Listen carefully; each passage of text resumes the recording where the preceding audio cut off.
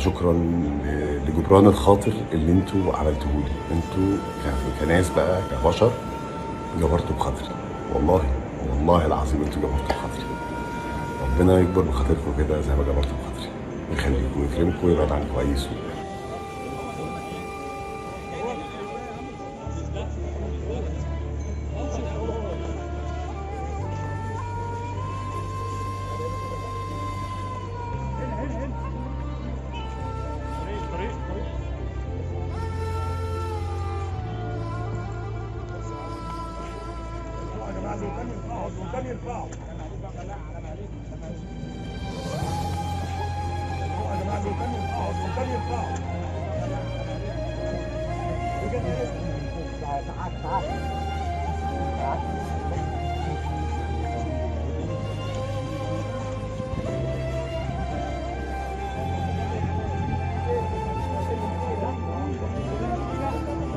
تخيل دلوقتي وبعد كام دقيقة قلبك يقف وتموت، حياتك تنتهي في لحظة واحدة من غير أي إنذارات.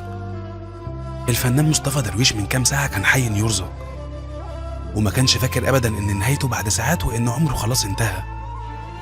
مصطفى درويش كان بيهزر على صفحته وكاتب أنا مش عارف أنام، وبعدها بدأ يهزر مع الناس في الكومنتات. في واحد منهم قال له جرب تصلي، والفنان رد عليه وقال له أنا الحمد لله بصلي.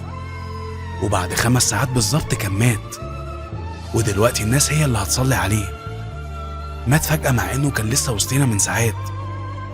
مصطفى درويش بعد ما كان بيشتكي من قلة النوم نام النومة الأخيرة. في المشهد الأخير من حياته ومن غير أي إنذارات، صدمة كبيرة سببتها وفاة الفنان مصطفى درويش على أصحابه وعلى أهله وعلى جمهوره. يمكن الموقف ده حصل في الوقت ده بالتحديد عشان تبقى رسالة لينا من ربنا. الموت لما بيجي ما بيخبطش على الباب، وحياتك اللي بقيت ملهي فيها وفي مشاكلها ممكن تنتهي في لحظة. مفيش ولا حاجة مضمونة في الدنيا دي غير علاقتك بربنا، ولو ركزت هتلاقي إن دي مش أول مرة يحصل فيها كده. قبلها اتصدمنا كلنا في وفاة البلوجر مصطفى حفناوي اللي كان بكامل صحته وعافيته، ومرة واحدة وقع من وسطنا وحياته انتهت. وشباب كتير قوي الأيام دي بقت بتقع مرة واحدة ومن غير أي مقدمات.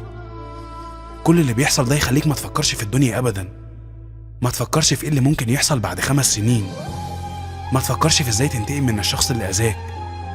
الدنيا أقصر من كده بكتير، حاول تعرفها صح. وفي النهاية كلنا هنموت وكل حاجة بتنتهي، بس الحاجة الوحيدة اللي دايما هو ربنا وعلاقتك بيه. اعتبر الفيديو ده رسالة ليك من ربنا، وخلينا كلنا ندعي للفنان مصطفى درويش ربنا يرحمه ويغفر له ويسكنه فسيح جناته.